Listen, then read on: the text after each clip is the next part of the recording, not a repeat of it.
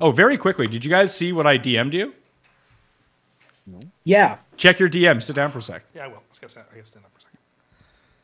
I DM them your list of the 15 best receivers in football. Yes. Anything stick out to you on this list? Yeah, Mike Williams. I had him You wanted higher. an 8? I had him higher in my first set of rankings. I had him at 6, but then decided to move him down to 10. So you thought that Mike Williams was better than both Tyreek Hill and Amon-Ra St. Brown? Yeah, Mike Williams is going to be a superstar. Mike Williams He is is a coming off a superstar. torn ACL. Like, I like Mike The Williams. most clutch receiver in the NFL, according to Geoff. No. But also, said- Mike Williams fulfills his greatest thing, which is Mike Williams will have 2 great games, get hurt, and then Tim can claim that he was going to have the greatest season of all time. I hope I don't have to do that, but it's certainly something I'm certainly capable of. Mayo experience. Mayo experience. That Mayo experience. That Mayo experience. Experience. So your top 15 receivers are Justin Jefferson, Jamar Chase, CeeDee Lamb, Antonio Brown? No, A.J. Brown. Okay, I'm just wondering. It's A.J. Brown, not Antonio Brown. No, not Antonio. Okay. Garrett Wilson, Tyreek Hill, Amon-Ra St. Brown, Devontae Adams, Puka Nacua, Mike Williams, Brandon Ayuk, Elijah Moore? No, DJ Moore. Okay, DJ Moore. Okay, just seeing. You have Mike Williams at number 10 on this list. There can be literally these names can be anyone at this point. Mike Evans, Devonta Smith, who you said sucked the other day, and Cooper Kupp at number 15. I stand by it. It's quite the list. Okay, well, it's my list. You also said that Jalen Waddle the other day was better than Devonta Smith, and then didn't rank Jalen Waddle. No, he's had better stats. I don't think he's a better player. One of them won the Heisman, and one of them didn't. Are these college football rankings? No, but it's like, in terms of ceiling, the ceiling is much, much higher on Devonta Smith than it is on Jalen Waddle. Where would you rank Mike Williams, Garion? And this isn't like fantasy rankings. It's just who are the best receivers in football. I mean, I'm sure I could come up with 40 names probably before I got to Mike Williams. That was kind of the consensus. You haven't. Yeah, I'm biased. I'm biased. I still think he cleared, like, there's not 30 names.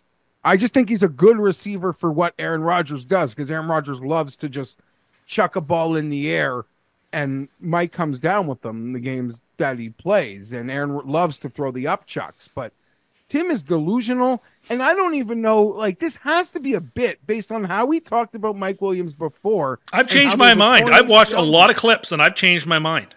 Were they the ones where he caught the ball, or Mike the ones where he was grabbing his touchdown. knee? I've changed my opinion. I feel the way I feel. I'm very excited. Healthy, my team can't lose a game, but, we'll see. Can't lose, huh? Healthy, I think that they're unlikely to lose many games. Let me put it that way. Let me For rephrase posterity, what is your record prediction at this on the exact show, moment? I gave out a 13-4. 14-3. No. For right now, right now, where is it? 15-2. 15-2 There we go. now. Okay. Still don't think they're going to win the Super Bowl. I still think something will go wrong for them in the playoffs. I'm waiting for that. But What if they just lose? Okay, so this is always kind of my pushback, Garion. What if 40-year-old quarterback coming off torn Achilles, whose career was already projecting downwards anyway, isn't good anymore? Yeah, what if Rodgers is just washed? Right? him being washed is still like a 30 to 40% upgrade over what I had last year, and that team won 7 games. Give me a washed Rodgers. I still probably win 10 or 11 games. So Yeah, you very well might. But Like, Pat, are you saying, like, what if he's end of days, like last year in Atlanta, Matt Ryan or something? Yeah, Like, I mean, if they're like noodle arm Peyton. Noodle arm Peyton, who won a Super Bowl with a great defense? That can happen here. He had a couple of good receivers and a great defense, and he won a Super Bowl. Sure, like that can still happen. Okay, 14-3, huh? Who do you think's better next year? 15-2. Okay, 15-2. Sorry, Cousins or Rodgers? I think Rodgers will be better, but I like that Atlanta team quite a bit. And I think Cousins will be good. Your most disingenuous football thing going right now is Mike Williams is better than Jalen Waddle. Like, that bit. There's is a lot insane. of people I would say are better than Jalen Waddle. Name them. Well, We know. I gave you a whole list of people who are better than. Yeah, Jalen that's just 15. I assume there's more if there's a lot of people. I'm sure there's even more people. I just don't particularly care for Jalen Waddle. I'm sorry. Do you not like Nico Collins? I like him better than Jalen Waddle. Do you like Tank Dell? Yeah, he's probably better than Jalen Waddle too. So you don't like Close, DK, both of the so you don't rookies that think were drafted. DK, you don't think Neighbors is going to be a superstar. Neighbors. Okay, so DK Metcalf didn't make your list. Debo Is Samuel didn't DJ make your Moore list. better than Waddle? Yes, DJ Moore's on the list. He's better than Waddle.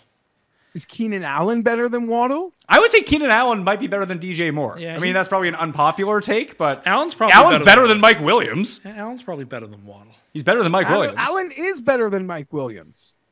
Mike Williams is really, really, really good, and you will see. I'm going to introduce Geoff to Mike Williams as a champion. With the team that has the longest playoff drought. And the Cubs didn't win the World Series for 107 years. So you got a And long then they time. won. You got a long time to go before the Jets win. Then. Just saying, like, you know, Do you think droughts- you're going to make it to a Jet Super Bowl win? I hope so. I really hope so. But, you know, Is that the one you want the most? yes, definitely. Where's your head at on the Dolphins right now, Garion?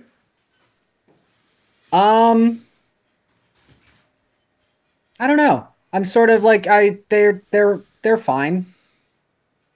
Like it's a weird spot where they were the most fun they've ever been in my entire life last season.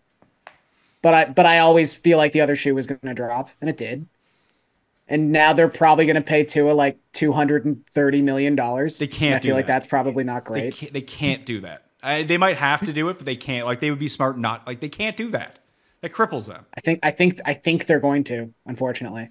Like, Because my so- team is bad now, I've handed the fun and sadness like Sunday trademark, I think, to the Dolphins. I think they are like fun and they got the fun and like the games are fun. Win or lose. Jeff's new one I is do just still think run though, like and run. I like McDaniel so much that I do let that be like I think we've got the coach. But these I don't things know. are cyclical. I They don't know. In underachieve 4 again. years, he could suck. If, I mean, if they, are if they underachieving? You said that Tua is basically the worst quarterback. no, in but if they football. continue to have this great offense and not get anywhere, he will be on the hot seat.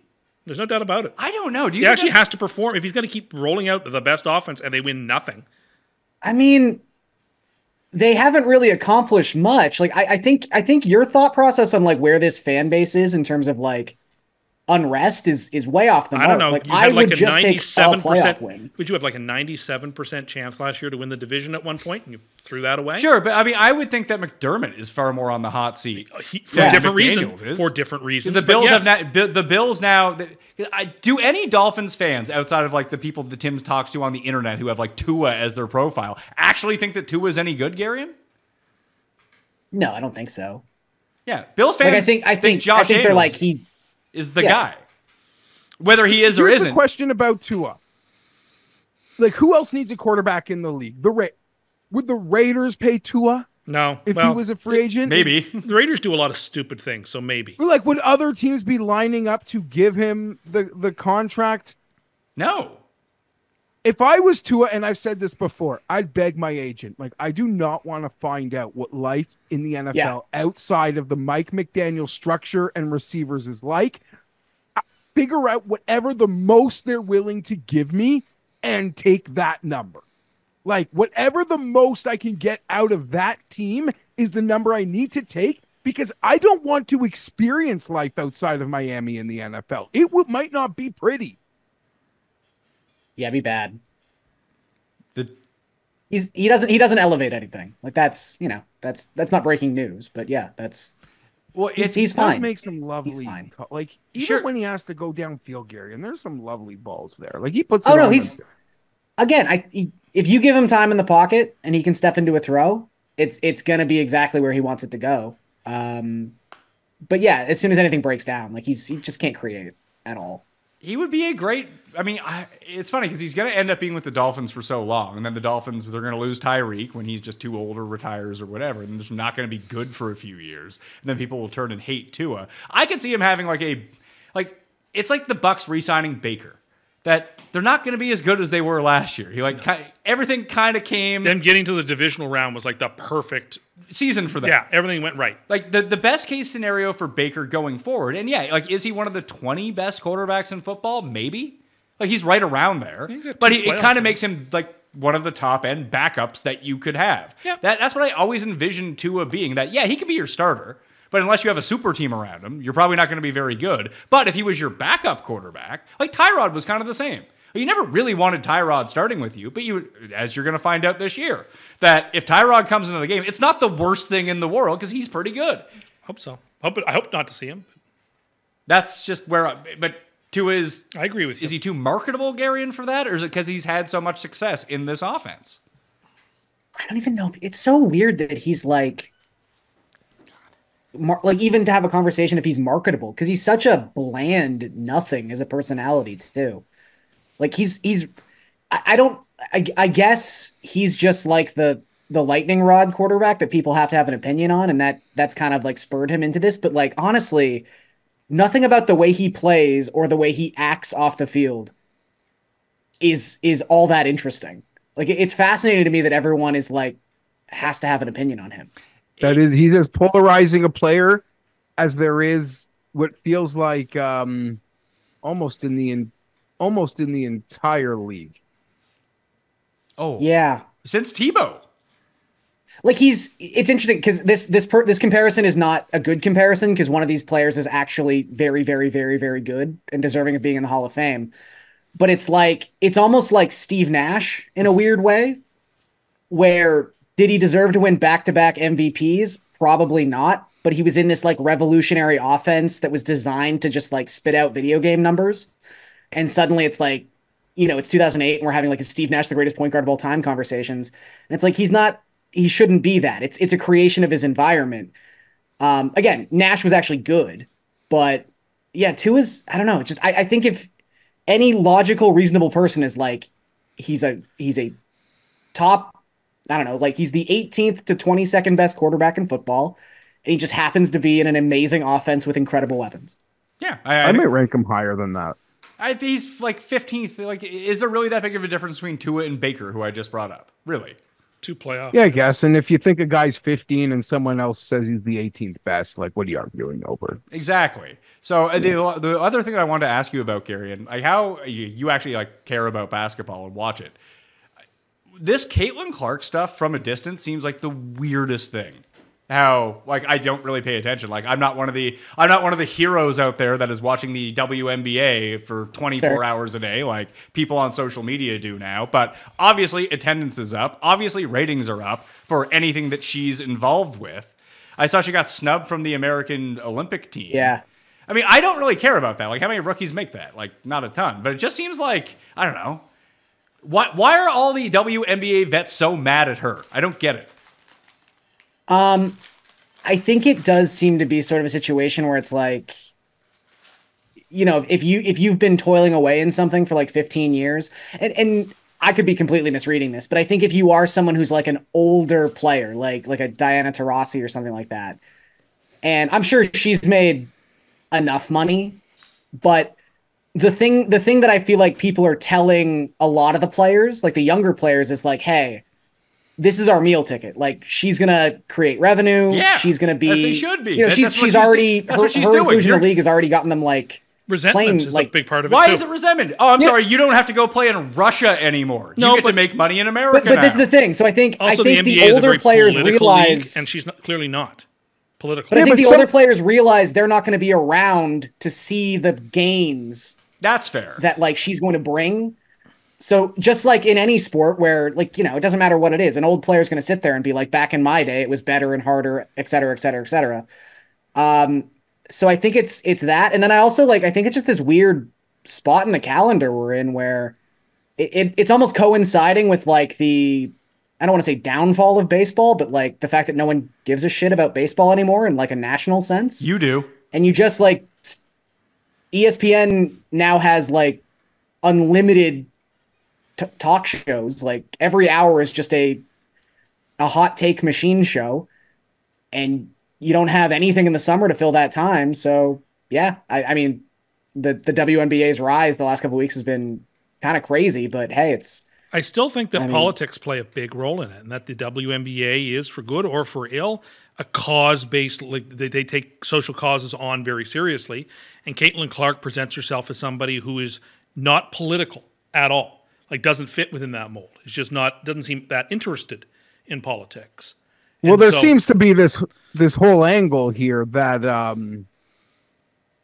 obviously players are jealous, and some of it is the fact that she's straight and white in some respects. Yeah, for sure. I'll admit, I laughed very hard at a meme I saw today. It was hey, I'm this new, pretty much like, hey, we're here for Caitlin Clark. We're into the WNBA now. And then someone like a gun to their head, it's like, you realize it's just angry lesbians here. Did you see that one on Rumble? No, but I saw it on Twitter. So But I mean, I the way that I kind of like was thinking about it in my mind is like, how is this any different than Tiger Woods? Sure. Like, I don't know. And who benefited from Tiger Woods dominating a sport? Everyone involved in the sport. Yeah, no, I agree. But again, I look again, it'd be foolish to not acknowledge that race probably plays a big part in this. And I don't know. Like, Well, but why is okay? I guess my other question is again just not really paying that much attention to it. Why is it Caitlin Clark who's super popular, not that like super babe? Cameron Burke. Brink. Yeah. Brink, yeah. Why isn't she the one that everyone likes? Is she- I don't know. Like, I guess, I mean, I know her stats haven't been amazing with the first couple weeks. I honestly, I think it was just that like Caitlin Clark in college, like, again, I'd never really heard much about collegiate women's basketball. And then suddenly it's making waves. And look, I'll admit, like, I've never seen a WNBA player sort of play like Caitlin Clark. I mean, the Steph Curry comps are flying around for a reason. Her range is ridiculous. And I think that's kind of an element of like the modernization of the NBA that people seem to like and are maybe hoping that kind of happens with the WNBA. I don't know. Like it's weird. I think people just get more territorial about everything now. Yeah, there's a newcomer aspect to it too, right? It's like old-fashioned baseball throwing that high inside pitch at a rookie for hitting a home run. It seems dumb, but that happened in Major League Baseball for 75 years. Right, this rookie hit a home run off me, so I'm going to drill him the next time he's at bat. Like sort of, you have to pay your dues, you have to work your way through, the system. There is that element to it too, I suspect.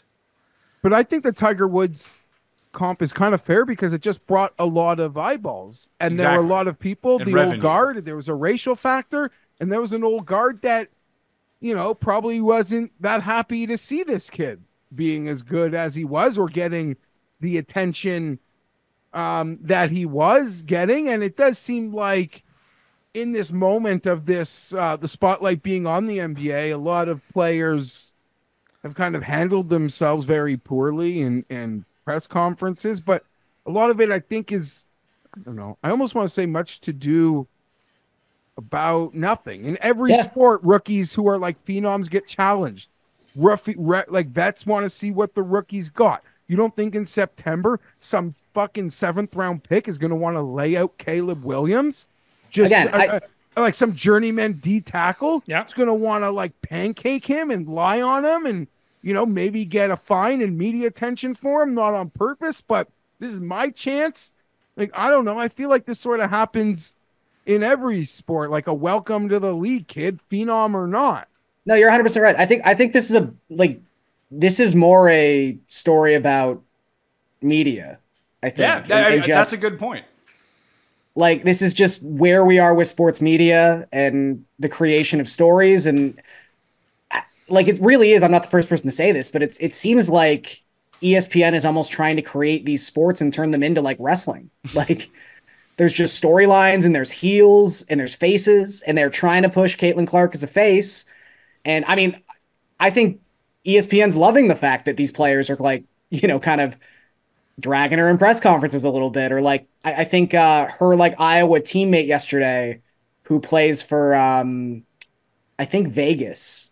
And, she's kind of talking about how, Wilson's the best player in the league. And I've never played like under a leader like this before and all this kind of stuff. Like, they're probably eating that up as soon as they heard that quote. They're like, amazing, we can run with this for 4 hours tomorrow. Like, I just think this doesn't happen 20 years ago because people just don't care enough and media isn't consumed this way. That's totally. I also totally think a lot of people who've actually covered the league, not just the players, but they're frustrated as well. Like, I don't want to say like now these, I don't want to call them bandwagon jumpers, but now we've been here forever, and now you guys are just coming in to, I don't know. This is the first time in the 15-year history of this show that we've ever talked about the WNBA. Yeah.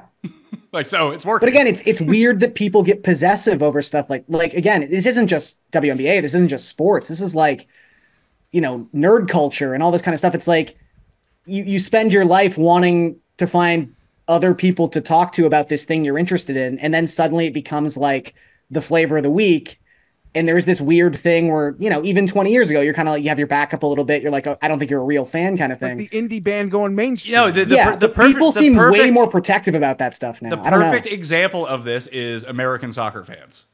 Yeah, Like, it's a part of your identity. I'm really into soccer. You don't know anything about soccer. It's like, I'm just here to watch the fucking World Cup, man, and have a few beer. It's fine. And like, they get very, I mean, I don't know if it's the same anymore, but like 15, 20 years ago, that's how people would get about soccer. It's like, this isn't helping anyone. Yep, I do feel like I always try to be like this, especially with, I mean, football doesn't matter. But Geoff, you and I talk about golf every single week. I don't feel like we've ever been like that about golf. Like, the more people can watch, we want more people to watch golf and talk about golf. There was one moment. It was the weeks like when golf came back after COVID and there were actually events. It was like, oh, these guys who like just make basketball content or giving golf picks like that. But it's like, okay, whatever. Welcome to golf. Like, this is, I guess, good for golf. Golf's the only thing on. More people were probably watching our golf shows, your golf shows. But yeah, that's the only thing I could ever think of in terms of like our time in doing golf was like golf got really hip out of COVID for a bit. Yeah. I just want it to be more popular so more people talk about it and more people watch it because it would be good for everyone who's involved with that sport. That's the way that I would look at it. I guess I tend to look at things a little bit differently. I mean, I saw, like, I do feel their plight in a way, like WNBA fans and even the players. Like, again, if you're someone who's been toiling away in that league for 15 years and like you're good and you haven't been acknowledged at all, and then suddenly it's like, it's a monkey paw situation. It's like, okay, everyone's going to start talking about the WNBA. Great. It's mostly going to be Stephen A. Smith, who probably hasn't watched a WNBA game in his life, like giving really hot takes. And he's like now the loudest voice in the room. Like, I get it. It sucks. It sucks when a bunch of people who don't know what they're talking about are suddenly kind of like the prevailing voice about it. Like, I could see how that'd be frustrating, but yeah, I don't know. Again, as we slip farther and farther away from like any sort of semblance of a monoculture in anything, I just think people are really protective of like their niche kind of interest at this point. But it is the old guard they're probably bitter and jealous that they won't be around long enough to cash in on it. Like I saw this thing, there's teams, they play in the 4,000, 4,500 seat arenas. When Caitlin Clark comes to town, they move the game to like where the NBA team I mean, that's no different than when in Toronto, they used to do that with Michael Jordan when the Bulls came, when the Raptors first started. They played those games at Skydome. Well, they played all their games in Skydome. They switched to one of the Bulls games because they sold too many tickets for a Jordan game once. I guess it wouldn't have been in There's a way they probably could 96. like reconfigure the seats to put like more seating in. But yeah, they didn't. I don't think the ACC existed until like 1999. That's correct. Did they not play at Maple Leaf Gardens? No, they played at Rogers Center. They played a couple real one-offs weird. at Maple Leaf Gardens. I feel like I went to a game there, but yeah. Well, I saw the big complaint about her not making the Olympic team is now no one's going to watch the U.S. Olympic team. But I feel like the Olympics are sort of ratings. I don't want to say agnostic's not the right word, but I don't think it matters. Like Bolt in the Olympics is a big deal because that's a 100-meter dash. But the 100-meter dash is pretty big as it is, but having a superstar in it is big. Phelps in swimming is a big deal because they're a superstar. I don't think this team hasn't lost a game since 1992. Like the women's basketball team in and of itself is the draw. Like they're Bolt but you don't need Caitlin Clark on the team to pull extra ratings. Anyone's going to watch the U.S. women's team beat up on Angola by 104 points. And if they start to struggle, that'll be even more ratings. Oh my goodness! No, but the Caitlin Clark being there makes the press room like there's just way more people who are there covering the men's game are going there to check it out. I think it's a mistake. I don't know anything. I have no opinion on who they'd kick off the team. I just think you bring her because that's people. She would grow the sport and she could hang and play her bench role. I saw people saying the reason she wasn't on the team is because in the same way people are mad that she's not on the team, people would freak out. Like, what the hell? I turn on this basketball game and she's the 12th person off the bench and she gets limited minutes. What is this bullshit? So it's almost like they're trying to avoid the in-tournament controversy as opposed to having it pre-tournament in some weird way. Yeah, well, it's kind of funny that people are acting like the players wouldn't have had any possible like input into keeping her off the team, as if like one of the most famous clips from that like Jordan documentary is Isaiah Thomas just like sitting on a couch being like, I don't know, man. I should have been on those teams. Like, I don't know. Yeah, but I mean, Like, the girls didn't want do her. you think like what Geoff is saying is like, do you bring her and then make her Christian Laettner on the dream team? Like that's probably not helping anyone either. And like she's a rookie. Like, is she one of the 12 best players in the NBA? I have no fucking idea if she's one of the 12 best players in the NBA. She's the most popular person in the WNBA, but I don't think that matters for U.S. Olympic basketball and tuning in. Like I think that's enough of a draw as it is. I agree. And a competitive tournament would be the thing that would be more like that's why the U.S. or the men's basketball is going to be higher rated than most years, I would guess, is because it seems like it's an actual competition. I agree. Like other countries could do well and challenge America. Even Canada. Our beloved Canada, Garion. They'll probably be favored to medal. Yeah. With Canadian Yao on the team from Purdue. That guy. Is he going to the NBA? Yeah, I don't think he's going to play much, but yeah, he will be on the team. Edie. Sorry. Eddie? From the movie Eddie? Edie, sorry. I mean, Whoopi Goldberg? Whoopi Goldberg's going to be on the Canadian national team? Okay, last thing. The 3 sports you're excited about for the Olympics. Because we're probably not going to talk about the Olympics at all. Except for golf. I mean, as always, the swimming, the track, and... Yeah, but is there like things within that? Like swimming is like 38 million events. Katie Ledecky, to see how she performs. So she's certainly I'm very interested in that. I am interested to see... I mean, like, all the track events fascinate me. So, like, those are the stories for me. And, like, the third one is just to see the first Olympics really in 8 years in the summer with huge crowds and how Paris handles a very swirling world right now and how those events go off. Like the stories within the stories in Paris. I mean, I expect it to be technically beautiful and gorgeous and well done. And I'm just really interested to see the stories. I think that sells itself. Gary, You know, when the Olympics passed, I think I made a comment that sometimes I said something really bad and hoping for an international incident. Jesus Christ. Right? Didn't I say that once, Tim? You did. That's exactly what you said about the Rio Olympics. I absolutely would hope for 0 international incidents here in Paris. I myself, beach volleyball. Yeah. Goods. Let's take in fact that babe from the WNBA can't cut it in the Olympic team. Put her in the beach volleyball event. Let's go. No, they put her, Pat, there's 3-on-3 basketball, and they put her on that team. Oh, yeah, she is on that team. That's Boom. true. She's Is going to the Olympics. It's 3-on-3. Why So would they just put Caitlin Clark on that team? I don't know. when they announced the 3-on-3 team, everyone was like, oh, Caitlin Clark will be on the main team. But yeah, I don't know. They should have put the young girls, all like the rookies, on that 3-on-3. Well, I mean, Team, that that, would've been that's probably cool. why Caitlin Clark didn't make it, since you just said she looks like female me. I do believe she looks. Garion, do not. I see it sometimes. Pat posts. I don't want to be part of any WNBA discourse anymore. I feel like it's a toxic environment to be in.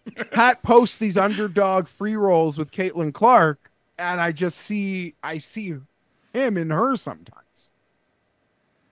You see me in Caitlin Clark, is what you're saying? What's But I going don't on? know, What's things going like on a quick hit. in your dreams, If you Geoff? had long hair, you could do it. Maybe that'll be my Halloween costume this year. I'll be Caitlin Clark. I did enjoy it. There was a tweet about Cameron Brink that I saw that was basically just like someone at the Cameron Diaz factory being like, the next one we're going to make Kevin Durant and see how that turns out. That's so good.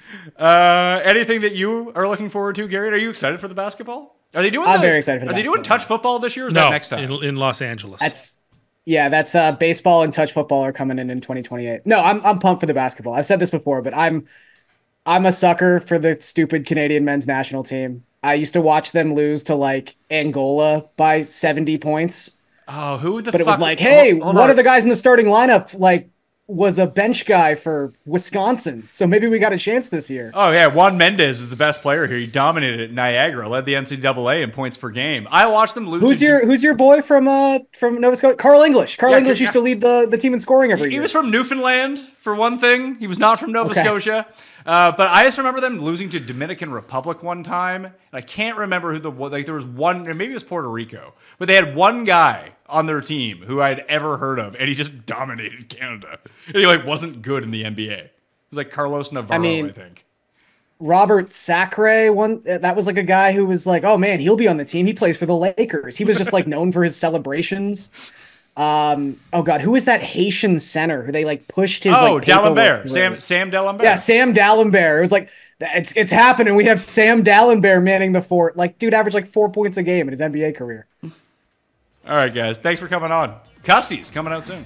It's gonna be exciting. Mayo experience.